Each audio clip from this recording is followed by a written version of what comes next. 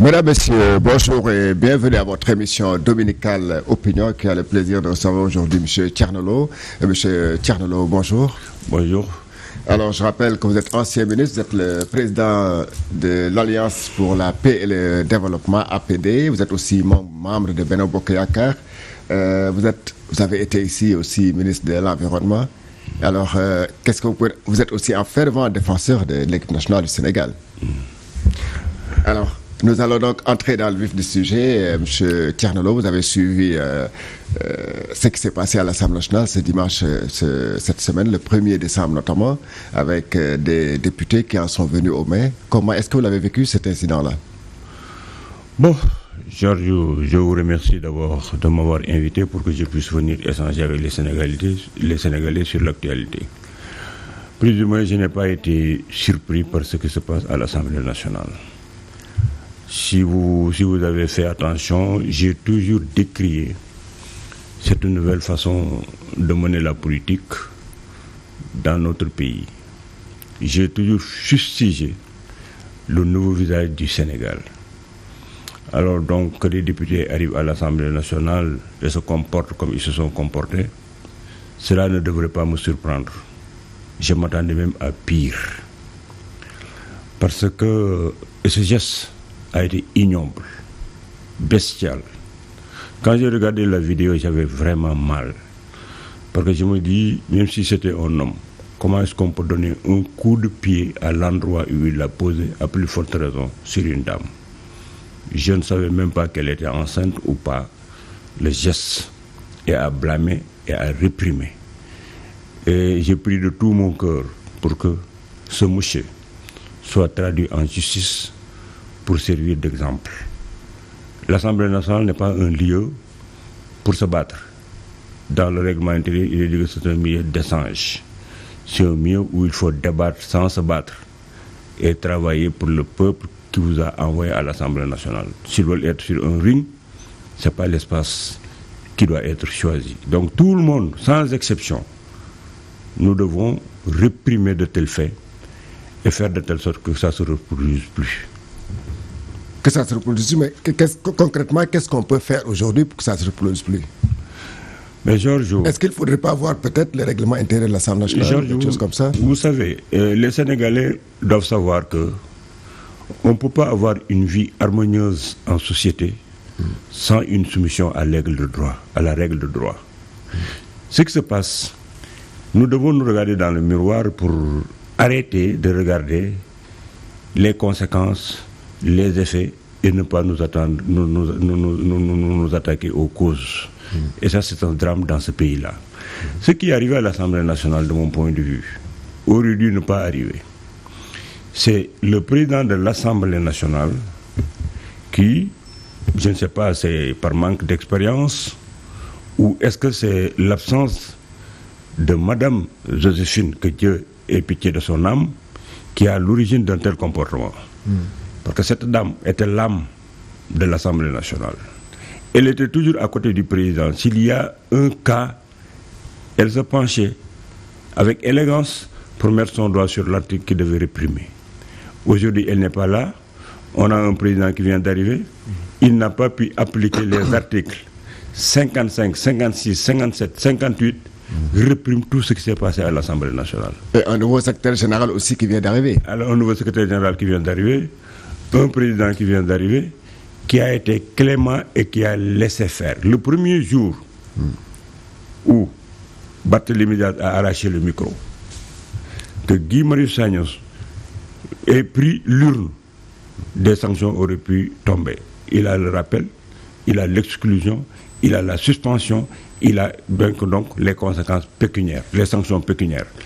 Le président aurait dû appliquer le règlement intérieur de l'Assemblée nationale sans se soucier d'une quelconque pression d'opinion ou de groupe, jouer son rôle de président de l'Assemblée. Et ça, c'est un problème qui est même au niveau de tout le Sénégal. Tout le Sénégal. Les gens font preuve de clémence. L'État, quelque part aussi, donne l'impression d'être un État faible, parce qu'un État ne peut pas être faible.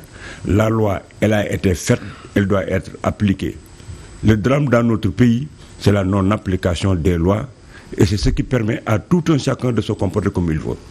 c'est cette tendance désastreuse, ce nouveau visage qu'on montre dans ce pays-là qui m'avait poussé à l'époque à appeler à un front pour la défense de la République. Je pense que toi qui as l'habitude peut-être de me suivre dans Facebook, tu as vu que toutes mes contributions ont trait à la sanction de ce comportement, au rappel des principes qui doivent guider notre vivre ensemble, notre désir de vivre ensemble. Mais vous semblez appeler à des sanctions ou bien à des mesures un peu sévères, coercitives, mais rappelez-vous qu'à l'ouverture, vous avez évoqué des incidents qui sont arrivés à la session d'ouverture, quand l'armée était entrée, en tout cas la gendarmerie, est entrée à l'Assemblée pour régler le truc, les désordres.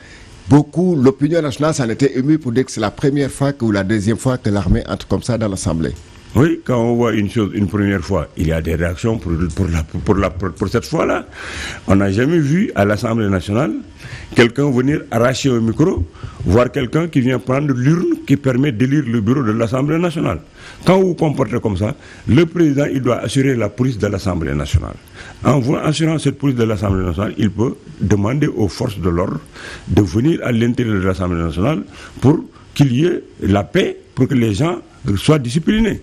C'est ce comportement-là qu'il aurait dû adopter en appliquant les articles qui sont dans le règlement intérieur.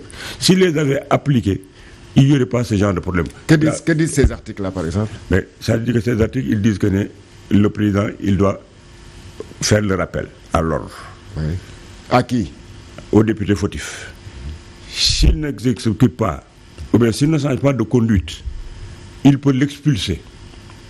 S'il continue, il peut faire de telle sorte que ce député-là subisse une suspension et des sanctions pécuniaires. Il a cette latitude de le faire. Et si le député refuse de sortir, il le fait sortir par les forces de l'ordre. Parce que là, il n'est pas question de lever une immunité parlementaire. Non. Il est question d'appliquer un règlement intérieur qui n'a pas besoin de l'Assemblée générale pour la mise en œuvre. Regardez ce qui s'est passé en France. Et nous avons pratiquement le même règlement intérieur que la France.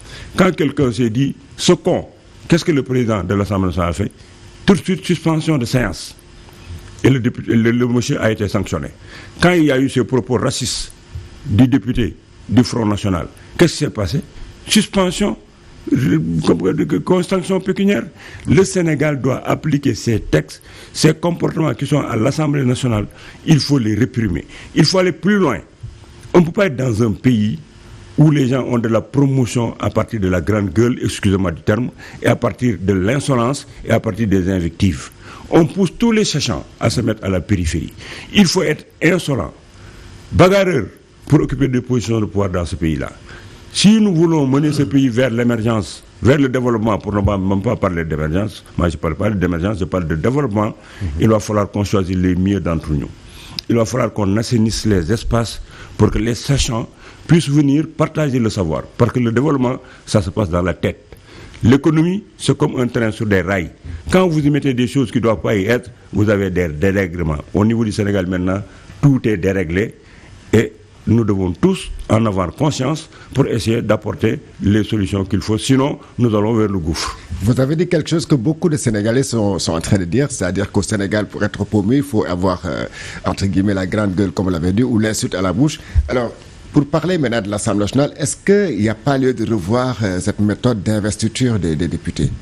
Mais j'ai toujours dit que ces députés qui sont à l'Assemblée nationale, excusez-moi du terme, mais ils ne sont pas des représentants du peuple sénégalais.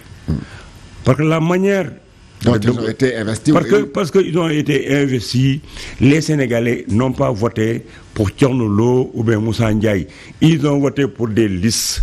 Je vote Yewwi, je vote Wallu, je vote Benno Bokk Yakaar sans savoir qui sont sur ces listes.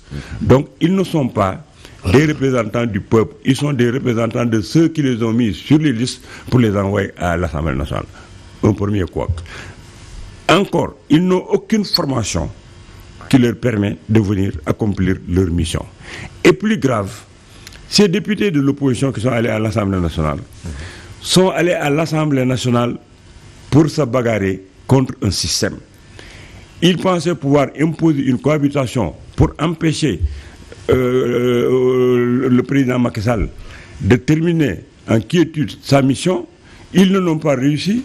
Ils ont pris les contradictions qu'ils avaient à l'extérieur, ils les ont transposées au niveau de l'Assemblée nationale. Ils sont venus à l'Assemblée nationale pour se bagarrer. Quand ils viennent maintenant dans des caractères belliqueux, avec des caractères belliqueux, les résultats ne peuvent être que ce que nous constatons, Georges. Ces gens ne sont pas venus pour voter des lois utiles. Ces gens ne sont pas venus pour contrôler le gouvernement. Ces gens ne sont pas venus pour discuter du budget.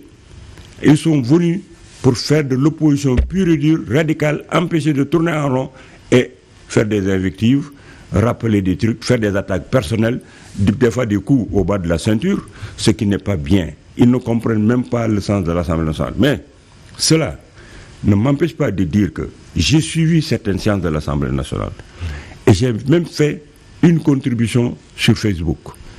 Parce que j'ai fait un clic et j'ai vu Birame Souleye qui était en train de faire une sortie sur le tourisme, qui est mon domaine. Alors je l'ai vu faire un développement sur le développement du tourisme intérieur. Je l'ai vu faire un développement sur les sites. Je l'ai vu faire un discours cohérent, constructif sur les curiosités et la vente de la destination du Sénégal. Birame Souleye, je rappelle, c'est le président du groupe parlementaire. Du groupe parlementaire. Alors ça, j'ai apprécié parce que je me suis dit que lui, au moins, il a abordé des questions qui sont essentielles. Parce qu'avec le tourisme, il y a des milliards qui circulent autour du monde.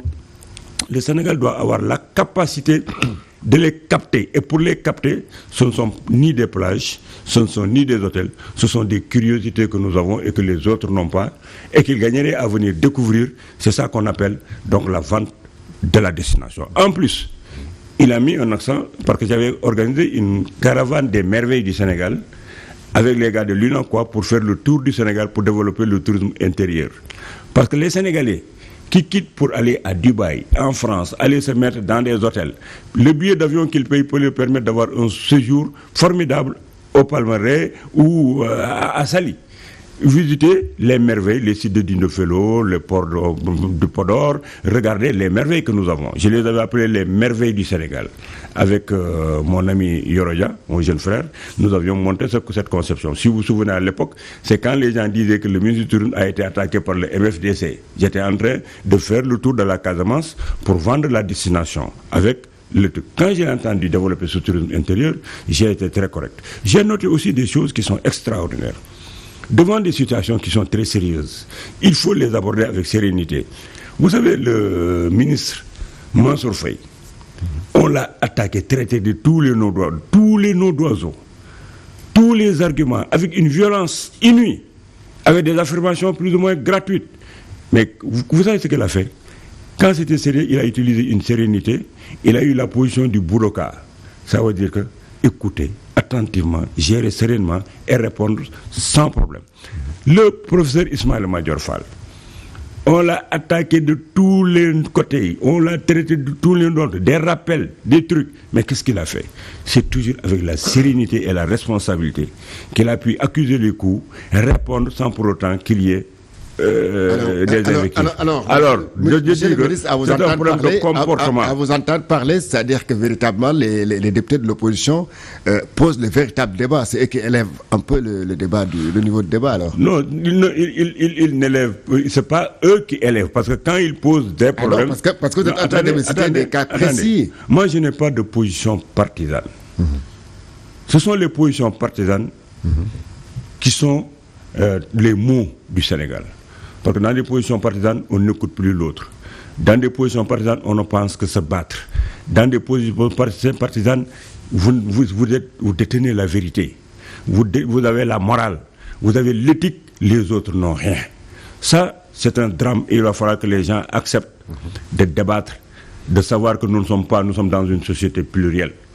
Le fait de ne pas être d'accord, ce n'est pas un problème. Parce que le consensus n'est pas obligatoire dans le débat. C'est le fait parce que ça vous permet de savoir ce que l'autre pense. Ça c'est des postulats en démocratie. Et il faut que les gens intègrent cela. Les contradictions et les points de vue divergents sont des choses qu'on peut gérer positivement. Au niveau de l'Assemblée nationale, il y a des députés qui font des interventions de qualité, Je vous ai cité Birame Souleye tout à l'heure. Même Guy Marius Sagna, il est porteur des doléances des populations. Parce qu'on l'a envoyé à l'Assemblée nationale pour recueillir les problèmes des populations et les poser aux ministres qui sont censés répondre. Les Thierno Alassane, comment dire encore, le jeune journaliste, comment il s'appelle encore, Pape Djibril Fall, c'est des gens qui viennent, qui posent des problèmes de débat. Les ministres qui sont en face, qui sont porteurs du programme du président de la République, qui ont un bilan et qui ont un budget à présenter, ont aussi les compétences pour donner les réponses qui ont été posées. Donc tout n'est pas négatif au niveau du Parlement. Et en plus, c'est au niveau de la plénière qu'on se rend compte de certains comportements. Est-ce que vous savez que les députés ne se passent pas en commission technique, ne se battent pas en commission technique? En commission technique, le ministre vient. Oui. Les députés viennent, ils jouent leur rôle. Chacun parle de son terroir. Est-ce que les Sénégalais lambda connaissent ce que c'est que la commission? C'est-à-dire que ici c'est le folklore. Par exemple, je suis député du département de Kébémer. Alors, quand je viens à la plénière, je sais que c'est télévisé, les journalistes sont là. Alors, je veux montrer à mes parents de Kébémer que je vous défends. Alors, je me mets là à m'agiter, à faire des trucs. Alors qu'en commission, ce n'est pas une retransmission en direct. La presse n'est pas là-bas. Là, c'est le ministre qui vient avec ses techniciens. Les députés viennent. Et là, comme ça se passe, comme ça, entre quatre murs, le député, il a honte de venir ne pas participer au débat ou bien de raconter des idioties. Donc, avant de venir, il se documente. Et quand il vient, il pose les bonnes questions au ministre. Le ministre a le temps d'expliquer son budget, de parler de son projet. Et là-bas, il y a maintenant la validation en travaux de commission. Un rapport est fait. Maintenant, on vient au niveau de la plénière. C'est au niveau de la plénière où vous regroupez l'ensemble des députés qu'il y a ce genre de travers-là. Et ça, je crois que la seule chose qui pourrait régler ça, c'est d'abord, d'envoyer des gens qui savent ce que c'est qu'un parlement à l'Assemblée nationale. 2, de les former, parce qu'il doit y avoir des assistants parlementaires qui doivent être auprès des députés quand les séances s'approchent, pour leur dire comment est-ce qu'ils doivent traiter leurs problèmes et qu'il y ait un débat d'idées et non un débat de biceps. Ça, je crois que... Et le président doit jouer son rôle. Quand vous êtes président de la République ou bien président d'une institution, vous ne devez pas être sous la coupe des pressions d'opinion ou de groupe, vous devez appliquer les textes. Un pays qui ne fonctionne pas sur la base d'une application des textes, c'est un pays qui va vers le déluge dans le mauvais sens du terme. Et ça, il est temps qu'on dise stop. Ce pays ne mérite pas certains comportements. Il faudrait que la loi soit exercée. Tous les démocrates doivent aujourd'hui se mobiliser pour faire face, parce que ce pays, nous l'avons construit. Chacun y a mis son âme, sa contribution. Il n'est pas question qu'une petite minorité arrogante, qui ne vit que d'invectives, qui se croit plus intelligente que les autres, qui donne des leçons de morale et qui pense que c'est avec la violence qu'on peut régler tous les problèmes. La violence ne règle rien. Il faut de l'intelligence, il faut du respect, il faut ce qu'on appelle le patriotisme, la gestion de l'intérêt général au détriment de nos intérêts particuliers. Je pense que c'est ça qui devra aider le Sénégal pour que nous puissions faire face aux défis qui nous interpellent. Ce nouveau monde est un monde de gestion des relations particulières d'État.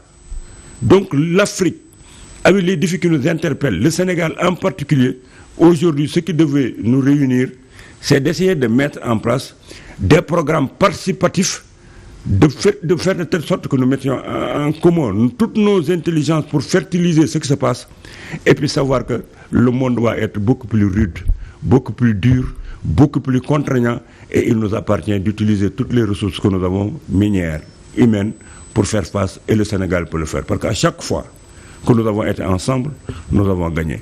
Le cas de l'équipe nationale est là et le prouve.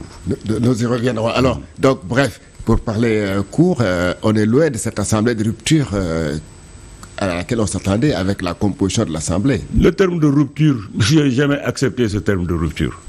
L'Assemblée nationale, c'est l'Assemblée nationale du Sénégal.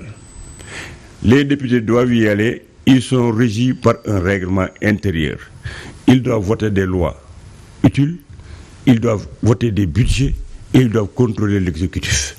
Je crois qu'il n'y a pas de rupture, parce que c'est les gens qui doivent y aller, qui doivent accomplir leur rôle de représentation du peuple avec toute la dynamique qu'il faut, avec tout le respect qu'il faut, avec toute la détermination qu'il faut, et puis savoir que ce n'est pas un lieu où il faut se donner des coups de fil ou des coups de pied, où il faut faire des invectives, ou bien faire même de la diffamation, en disant que moi je suis parlementaire, je dois tout faire. On doit revoir même le problème du député. Être député, ça ne veut pas dire avoir carte blanche. Être député, ça ne veut pas dire tout ce que vous voulez. Le député, c'est un citoyen. Il est régi par des textes. Il est dans un endroit qui est normé. Donc, il doit avoir une conduite. La levée de l'immunité parlementaire, elle doit être revue pour qu'on la souscrive au niveau tout simplement des problèmes, qui sont des problèmes judiciaires, où il faudrait que le juge puisse demander à l'Assemblée nationale de libérer un député pour qu'il doive venir. Mais ce n'est pas une carte blanche. Les gens pensent que quand je suis au niveau du Parlement, tout m'est permis. Ils confondent que, par exemple, la faute que le monsieur l'a commise là. Ça peut arriver en justice. Alors, oui, il ne sait pas qu'actuellement, on peut le juger sans pour autant faire fi de son immunité parlementaire. Et c'est ça que je souhaite. Ça, c'est un flagrant délit. Un flagrant délit. Je souhaite que ce monsieur soit traduit en justice. Parce que le problème, je ne le pose même pas en termes de femmes. Parce qu'il faut que les gens arrêtent de faire certaines choses. Ce n'est pas un problème de femmes. C'est un comportement qui ne doit pas être, même si c'était un homme. C'est le comportement qu'il faut fustiger et non la personne. Et le fait de désigner toujours, de dire une femme, je ne crois pas en cela. Les femmes sont dotées d'intelligence, sont plus intelligentes, plus honnêtes des fois même que les hommes. Et sont là pour accomplir leur mission. Elles n'ont rien à envier à certains hommes. Il faut qu'on parle du geste. Ce n'est pas un combat de féministes comme certains l'appellent. Non, combat de féministes, la preuve. C'est un combat de féministes. Où sont les autres féministes? C'est pour moi-même l'occasion d'interpeller ces dames qui nous tympanisent tous les jours, qui ont été même à l'origine de la parité. Parité que je ne suis même pas d'accord moi sur la parité, hein, et je l'assume. Moi, je ne subis pas de pression de groupe comme ça pour accepter la parité. Parce que je ne crois pas à la faiblesse de la femme. Je ne pense que la femme, on doit lui octroyer. La femme doit ravir. Elle doit prendre parce qu'elle a les compétences. Les femmes sont les plus nombreuses au niveau du Sénégal pour voter. Les femmes ne trahissent pas aussi. Donc pourquoi et puis les femmes réussissent dans l'économie, partout. Pourquoi est-ce que les femmes aujourd'hui ne devraient pas être présidentes de la République du Sénégal? Pourquoi les femmes ne doivent pas être présidentes de groupes parlementaires? Pourquoi les femmes ne peuvent pas être présidentes de l'Assemblée nationale? Il faut qu'on arrête ces histoires de féministes, de trucs. Il est question de personnes, avec ses principes, avec son comportement au sein de la République. Aujourd'hui, ces femmes-là, qui étaient à l'origine de la parité, qui ont utilisé tout simplement la parité pour occuper des positions de pouvoir. Au Sénégal, vous avez un groupe de femmes qui utilisent la parité pour occuper des positions de pouvoir. Ma parente là, qui se trouve à Darmoussi, à Kinkoli, à Samyabal, elle ne sait même pas ce que c'est que la parité. Elles n'ont même pas fait le tour du Sénégal pour voir mes parents là, qui sont dans la brousse là, dans les villages, aller leur expliquer ce que c'est que la parité. Elles se sont mises autour de la ville de Dakar, autour des instances de décision, et où on donne les pouvoirs et elles se partagent. C'est les mêmes femmes qui sont en train d'occuper les positions de pouvoir au détriment de la grande majorité. Mais ces femmes-là, qui s'activaient, qui nous tympanisaient, hein, où est-ce qu'elles sont aujourd'hui quand la députée Awa a été agressée de façon inhumaine, violente, hypocrite, en dehors de toutes les normes? Où est-ce qu'elles sont? Parce qu'elles sont tenues par ce que j'ai appelé le problème du Sénégal, par les positions partisanes. Les positions partisanes ont transformé des intellectuels. Les positions partisanes empêchent de dire la vérité. Même quand vous êtes dans l'opposition, quand vous voyez que le président Macky Sall fait quelque chose d'excellent, hein, réussi quelque part, vous ne pouvez même pas, à cause de votre appartenance à un parti, dire que, oui, quand même, tout n'est pas rose, mais il a fait des avancées significatives et je peux fertiliser parce que c'est pour nous tous. Quand vous êtes au niveau du parti au pouvoir, même si un responsable de l'opposition émettait une critique qui peut être une critique constructive, qui permet de rectifier, vous n'écoutez même pas. Non, il est de l'opposition, ils ne font que critiquer, basta. Je crois que ce genre de comportements-là sont des comportements qu'il faut bannir. Il faut qu'on ait le sens de l'écoute. Il faut que nous ayons en conscience que ce que nous avons, c'est l'intérêt général. Et c'est la non-gestion de cet intérêt général-là qui est à l'origine de tout ce que nous sommes en train de vivre. La gestion des intérêts particuliers, les positions partisanes, et c'est le désordre. Nous allons vers le chaos. Alors, nous allons toujours rester à l'Assemblée nationale, monsieur le ministre. Vous avez suivi certainement le passage du ministre de la Justice, monsieur Ismaïla Madior Sarr, vous l'avez cité tout à l'heure. Et vous avez certainement également suivi l'interpellation de Mme Aminata Touré, qui est de la majorité présidentielle, parlant maintenant du troisième candidature du président Macky Sall. Cette interprétation, vous l'avez suivie vraiment?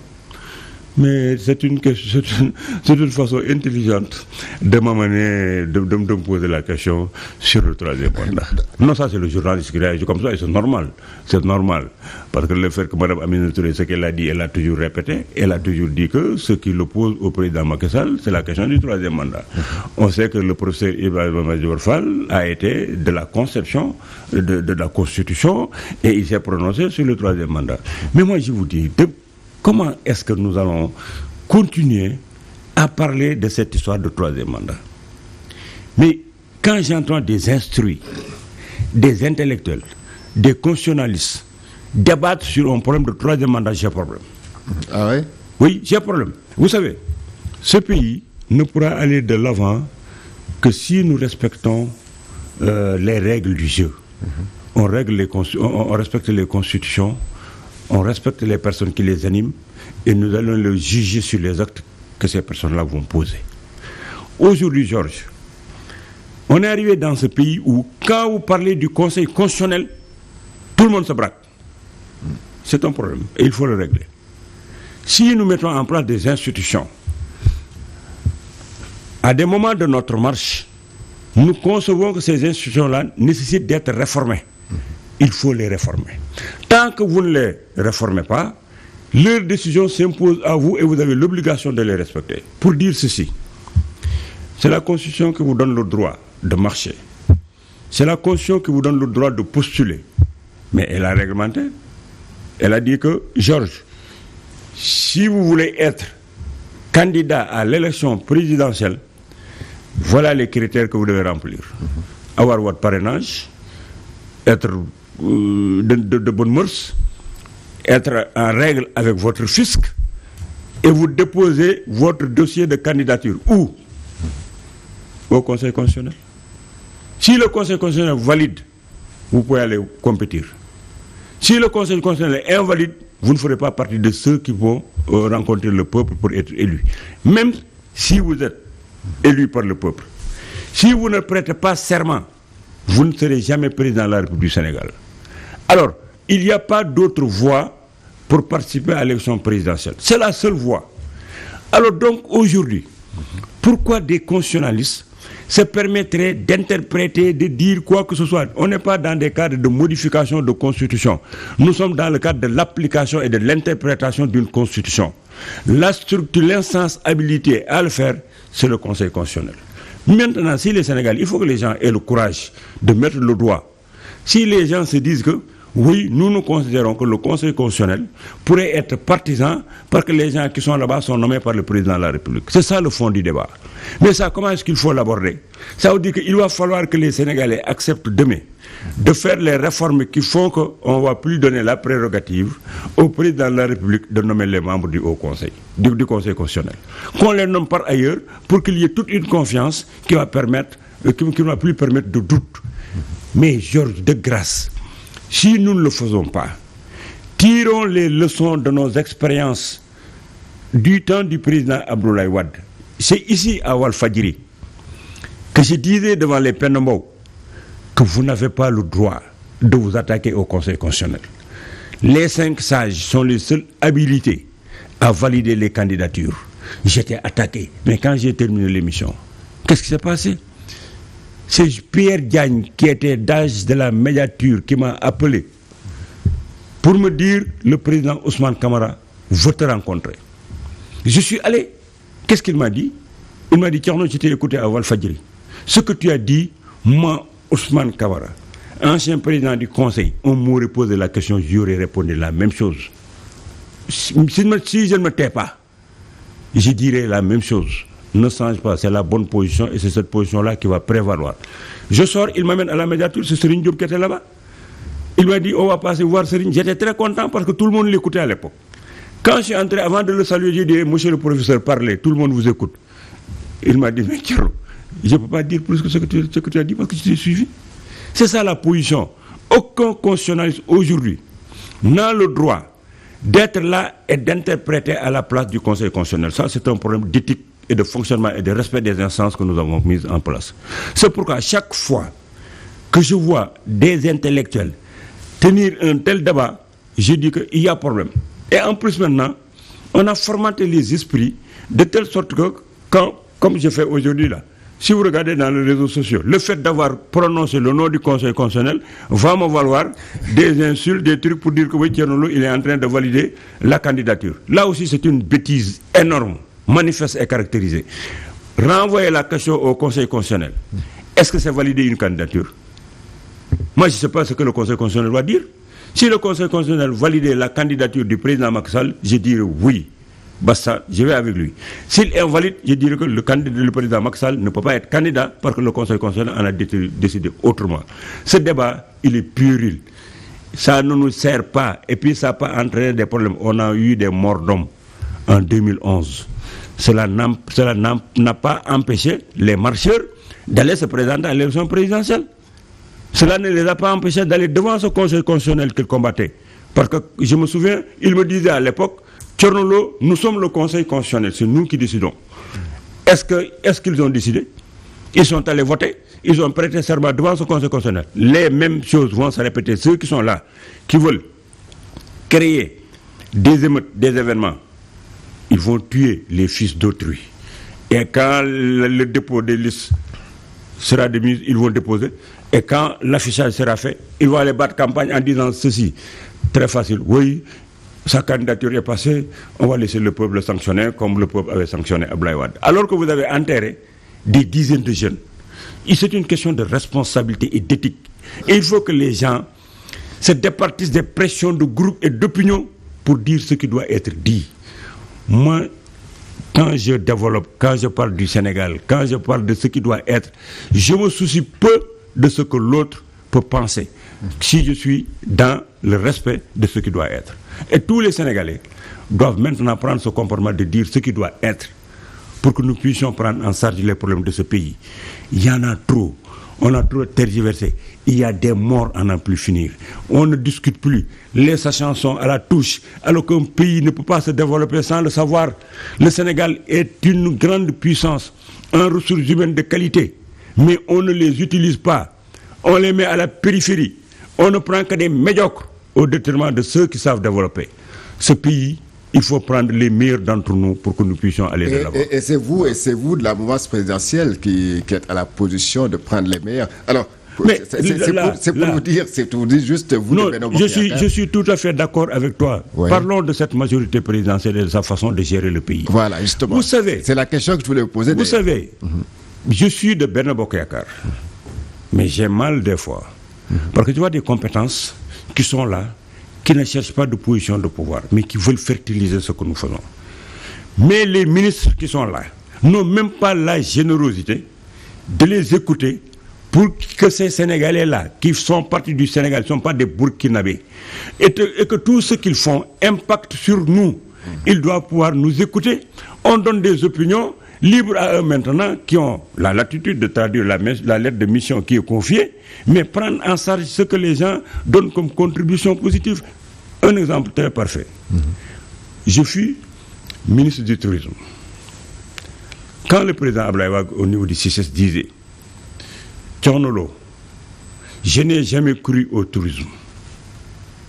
Mais Thierno Lo, vous m'avez convaincu. Vous allez faire la différence entre un ministre, un président qui accompagne et un président qui regarde faire. » J'ai toujours nommé des ministres du tourisme sans croire au tourisme. Parce que ce moment-là, il y avait l'ATICA, le tourisme, industrie culturelle, artisanat d'art. Nous avons fait un salon international du tourisme. Nous avons fait le link entre l'artisanat et le secteur du tourisme. On a montré le visage du tourisme durable, qui crée des emplois, qui donne de la ressource. Quand il est entré au CICES, il était ébloui par cela. J'organise 2 salons internationaux du tourisme. Parce que quand vous organisez des salons, vous convoquez des tours opérateurs, vous convoquez des professionnels du secteur du tourisme, des investisseurs et tout, et ça fait vivre le secteur pendant une semaine. Donc c'est des inputs, c'est des importations de devises. Alors moi je préfère importer des devises que de prendre l'argent de l'ANPT ou bien l'agence de promotion de la destination du Sénégal et d'aller au salon de Berlin, au Tobreza de Paris. Quand vous partez, c'est des centaines de millions que vous prenez pour donner ça aux pays qui organisent le salon. Mais j'ai quitté. J'ai organisé 2 salons internationaux du tourisme. J'ai eu la médaille d'or de la Fédération du tourisme, internationale du tourisme, pour la vision. Parce que ma première édition a été comparée au Tobreza de Paris. Alors aujourd'hui, je suis de la mouvance présidentielle. Je veux offrir mes services. Mais j'ai fait des appels du pied à ceux que le président a désignés pour gérer le secteur. Ils ne m'ont même pas écouté. Et pourquoi? Posez-vous la question. Pourquoi la 3e édition des salons internationaux du tourisme n'a pas été organisée au Sénégal, alors que c'est au niveau de l'agenda de l'Organisation mondiale du tourisme, OMT. Tous les pays du monde organisent des salons du tourisme. Parce que ce sont ces salons du tourisme-là qui permettent aux investisseurs de venir, de faire le tourisme de découverte. Et c'est ça qui va nous permettre de tirer les regards vers la zone ouest africaine et vers le Sénégal pour que nous puissions gagner des choses importantes. C'est donc un manque de générosité. Il manque de générosité, et je ne sais pas est-ce que c'est un complexe ou quoi que ce soit, mais en tout cas, des gens qui réussissent, qui sont dans la majorité présidentielle, qui ne cherchent pas à vous remplacer. Parce que vous savez ce c'est leur problème.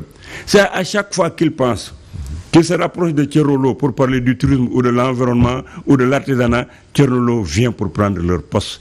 Vous avez ce réflexe du Sénégalais là. S'il vient, il va prendre ma place. Si j'amène celui-là auprès du président, il risque de prendre ma place. C'est cette anomalie-là qu'il faut que nous puissions combattre. J'ajoute. Au Sénégal, vous connaissez la ferronnerie. C'est un marché à milliards à travers le monde. J'étais ministre de l'artisanat. J'ai organisé un salon de la ferronnerie et le président Abdoulaye Wade a dit ceci. Depuis que j'ai été au Sénégal, j'ai formé des gouvernements. J'ai toujours demandé qu'on m'organise un salon sur la ferronnerie. Personne n'a pu le faire. C'est quoi la ferronnerie? C'est toujours Tcherno. Oui, c'est quoi la ferronnerie d'ailleurs? La ferronnerie, c'est ce que vous voyez, les menuisiers métalliques là, ce qu'ils font là, les mobiliers de jardin, voilà. Les grilles de la présidence de la République là. Vous savez que le monsieur qui l'a fait, son fils, a fait un modèle au CICES, il avait amené sa forge devant le président Wade, il l'a fait. Les gens font des mobiliers de maison, des mobiliers de jardin, les balcons que vous voyez en Europe. C'est des marchés de milliards. Et quand j'organisais ce salon, les artisans de Paris étaient venus. On a montré ce qui a été exposé au niveau du CICES, mais ils étaient éblouis. Qu'est-ce qu'on devait faire après?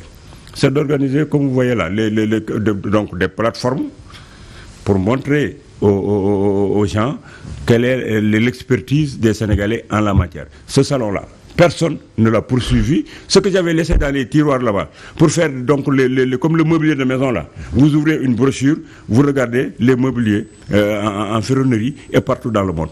J'étais en relation avec des gens qui étaient à l'extérieur, qui voulaient utiliser les artisans sénégalais pour faire des conteneurs de 40 pieds pour donner du mobilier de jardin, mobilier de maison. Basta, personne n'a suivi. Je dis ceci, un salon de l'habillement. Je lance la première édition pour qu'on fasse un salon de l'habillement au Sénégal, au CICES, où j'ai mis tous les artistes, les stylistes du Sénégal, qui ne se parlaient même pas.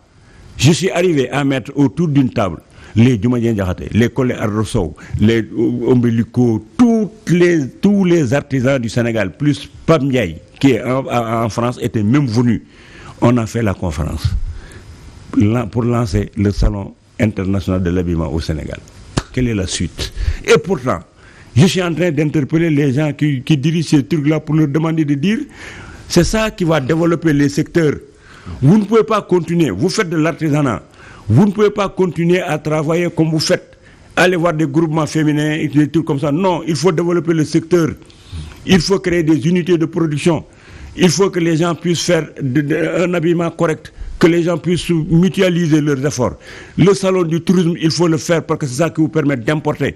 Mais tous les milliards qui viennent de la taxe touristique et de l'apport de l'État au profit de l'Agence nationale de promotion touristique, c'est des trucs qui sont exportés. On prend notre argent, on va aller au salon du Burkina Faso, au salon de Paris. Quand nous venons, nous partons en délégation. on prend des hôtels, on utilise le transport, on lit la presse. Donc nous faisons des inputs à l'extérieur. J'ai dit ça, c'est pas ça ce qu'il faut faire. Il faut organiser un salon international du tourisme qui va vous permettre de développer un secteur actuellement qui ne marche pas. Vous voyez le centre Abdou Diouf là, que vous avez ici là, avec l'hôtel qui est là-bas, plus maintenant tous les hôtels qui naissent ici. Vous savez pourquoi ces trucs-là ne sont pas rentabilisés? Le président Macky Sall a réussi quelque chose de très important. Parce que le centre Abdou Diouf, contrairement à ce que les gens nous disent, si nous n'avons pas un centre comme ça, nous ne pouvons pas abriter les conférences internationales, tellement sur les changements climatiques, sur telle autre organisation internationale. Mais il y a un hôtel qui était dédié à ça, je ne vais pas... Oui, mais vous savez pourquoi ça, le Méridien Président, le King Fahd Palace, le centre Abdou Diouf et les autres hôtels qui sont ici, le Radisson et machin, pour ne pas faire de la publicité, j'ai dit tous les hôtels du Sénégal, ne peuvent marcher, ce centre-là, surtout ce centre-là, qui est spécifique, ne peut marcher que si vous développez le tourisme d'affaires. Ce tourisme d'affaires, pour le développer, il faut un carnet d'adresses.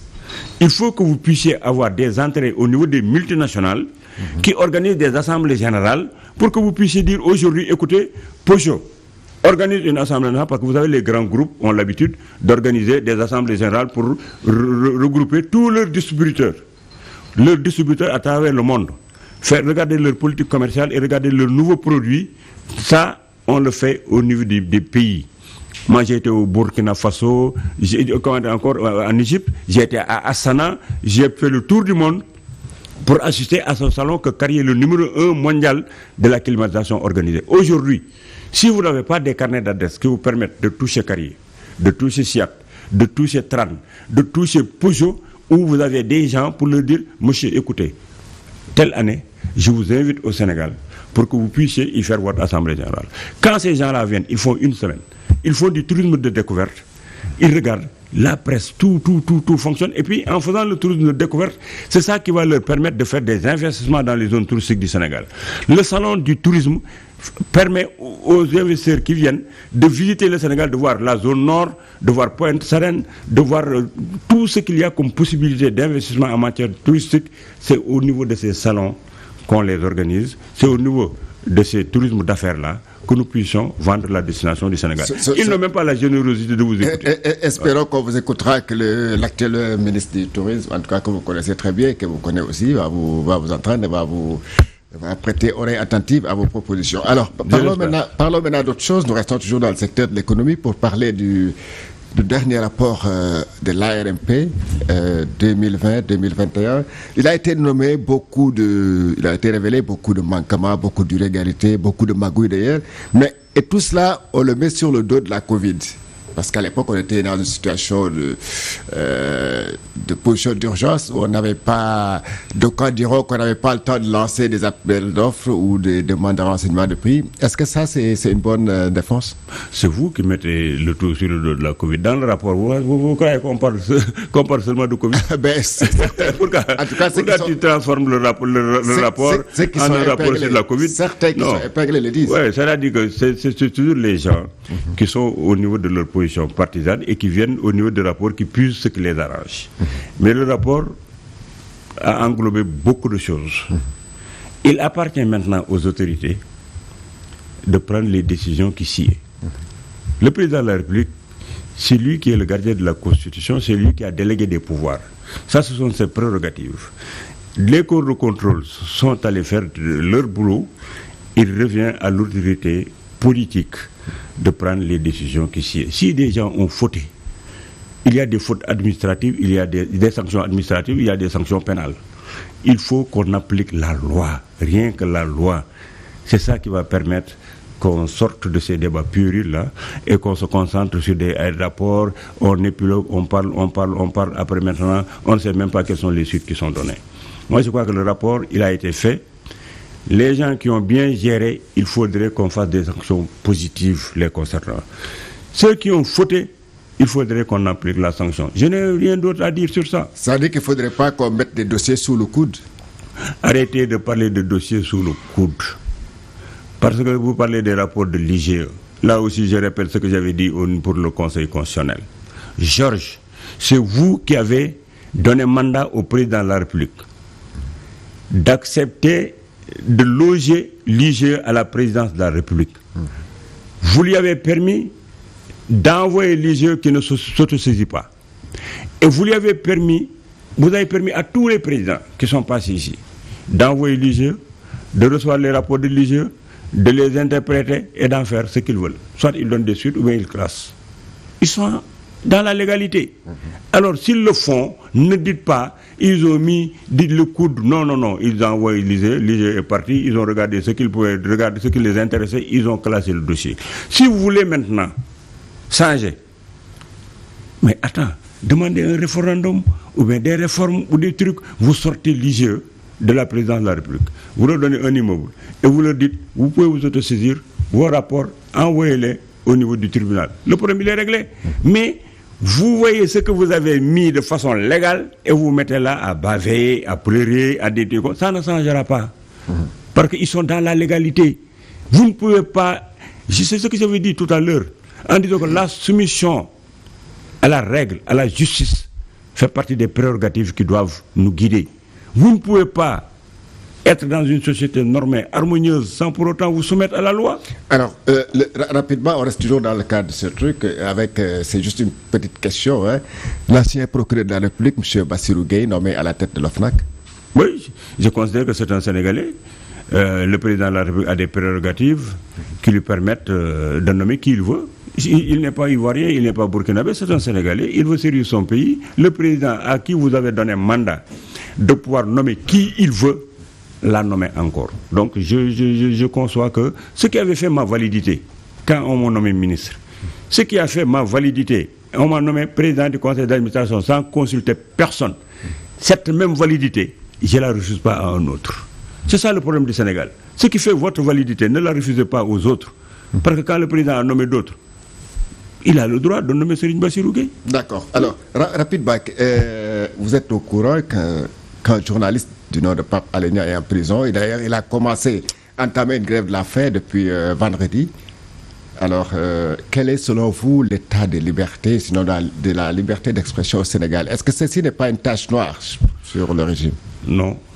Je trouve qu'ici au Sénégal, la liberté de la presse, la liberté dans sa globalité est respectée au niveau du Sénégal. Mais c'est le président, vous avez suivi la sortie du président de Reporters sans frontières qui était allé voir Pape Alé Niang. Vous savez, moi je me soucie peu de Médecins sans frontières. Moi je suis acteur, je suis sénégalais, j'ai vu les réalités sénégalaises. Je m'en fous de Médecins sans frontières ou d'un autre qui a un regard sur le Sénégal. Moi je vis les réalités du Sénégal. J'ai dit ici au Sénégal, vous pouvez vous mettre là, je peux me mettre là au niveau de votre plateau. J'attaque le président Macky Sall, je le traite de tous les noms d'oiseaux et après maintenant je vais manger chez moi. Vous pouvez aller à la place de l'indépendance, injurier le président Macky Sall, parler de son épouse, de ses enfants, de ses ministres, de ses collaborateurs et prendre tout bonnement la route pour aller déjeuner chez vous, passer la nuit chez vous. Ça c'est une expression de démocratie et il faut l'accepter. Au Sénégal, il y a même trop de laisser-aller dans ce sens-là. Donc, cela ne m'empêche pas de dire que le journaliste Pape Alé Niang, c'est un garçon qui me respecte beaucoup, que je connais, je lui reconnais un professionnalisme et je sais qu'il avait une possibilité de collecte d'informations et qu'il faisait un travail d'investigation que j'ai toujours apprécié. Parce que la première chose que j'avais appréciée sur ce garçon-là, c'est là que Pape Alé Niang a passé des années à sortir des documents, des marchés, des contrats. On ne l'a jamais attaqué sur ça. On ne l'a jamais attaqué sur ça. Qu'est-ce que vous dites au moment où il sortait des documents? Oui, tel a détourné, tel a volé, on a fait des trucs comme ça. Est-ce que vous avez vu le gouvernement ou bien l'État l'amener en prison? Non. On a laissé pour que les personnes qui sont concernées pouvaient au moins porter plainte, envoyer des assignations ou des trucs comme ça. Ça n'a pas été fait, donc il a été un homme libre. Maintenant, quand il s'est attaqué à des institutions, à des forces de défense et de sécurité, il est tombé sous le coup de la loi. Là, ce que j'ai à dire sur ça, et je l'ai dit au niveau d'une émission que j'ai faite, je ne sais plus dans quel organe, mais j'ai dit que Pape Alé Niang ne devait pas être la seule personne à être arrêtée. Ah ouais? Oui, Sonko a été le premier à sortir ce document-là, et avant Sonko, il y a des journalistes même qui en ont parlé, donc il fallait prendre, je serai au pouvoir de décision, c'est tout ce groupe-là que j'aurais traduit en justice. Et laissez maintenant le soin à la justice de jouer son rôle. J'ai aussi une autre remarque à faire. J'avais parlé tout à l'heure de position partisane. Ces positions partisanes vont vous concerner, vous les journalistes là. Parce que ce que vous faites actuellement, vous auriez dû faire une chose. Avoir une solidarité avec votre confrère. Le rappeler à l'ordre et demander la clémence.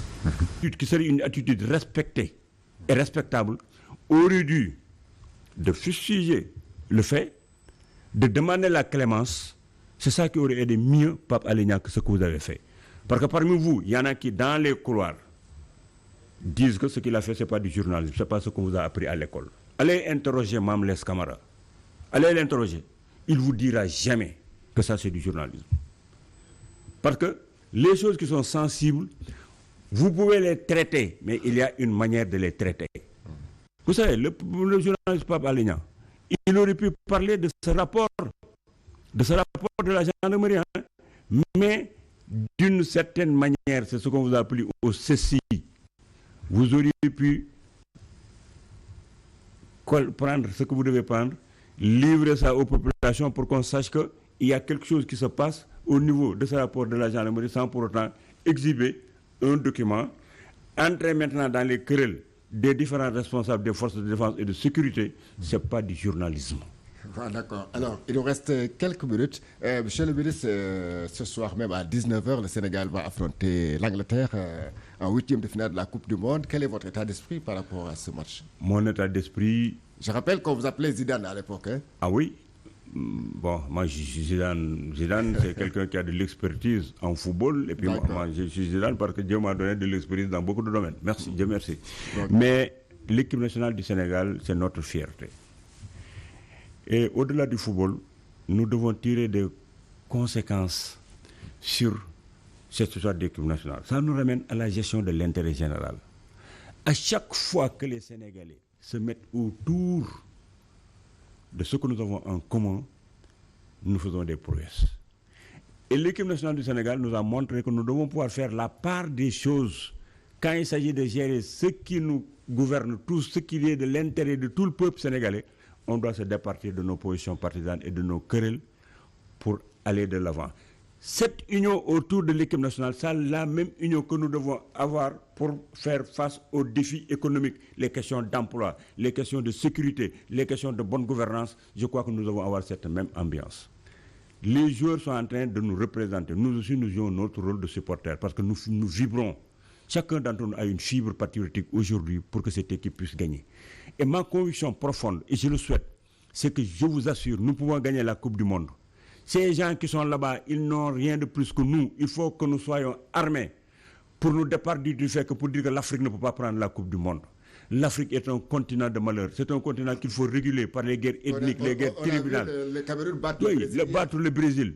Nous pouvons gagner la Coupe du Monde. Nos jeunes sont au niveau des championnats les plus prisés du monde.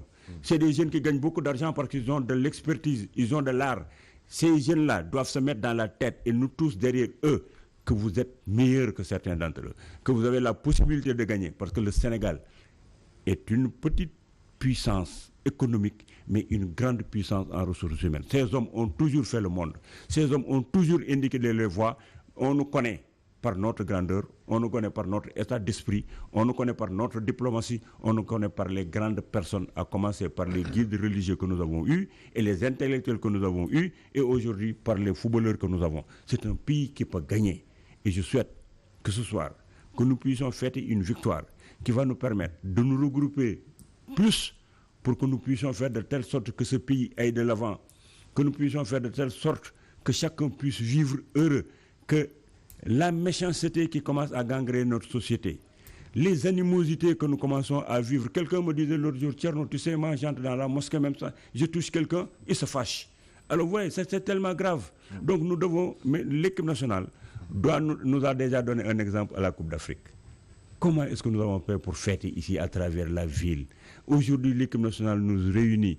Il faut en tirer les conséquences. Et chacun d'entre nous doit fertiliser cela et ne pas toujours voir le buzz, qu'est-ce que je dois faire pour avoir des vues, et puis pour faire de telle sorte que les Sénégalais soient des ennemis. Et autre chose, on parle des réseaux sociaux. Mais au niveau du Sénégal, c'est-à-dire que un pays, quand il se développe, il faut des intelligences pour tirer profit des nouveaux événements. Est-ce que vous savez aujourd'hui, nos jeunes-là, qui sont au niveau des réseaux sociaux, chacun y va pour avoir des vues parce qu'ils ont des problèmes d'emploi. Ils veulent des sous, donc je veux des vues sur YouTube, donc j'insulte. Je fais tout pour attirer. Mais cette énergie positive au niveau des réseaux sociaux, on pouvait les utiliser. Aujourd'hui, j'aurais été ministre du tourisme. Mais j'aurais utilisé cette énergie des Sénégalais-là, qui sont maintenant dans les réseaux sociaux pour développer, le e-tourisme. Deuxièmement, pour faire la valorisation de la destination du Sénégal, pour vendre nos sites touristiques parce que les gosses sont très doués.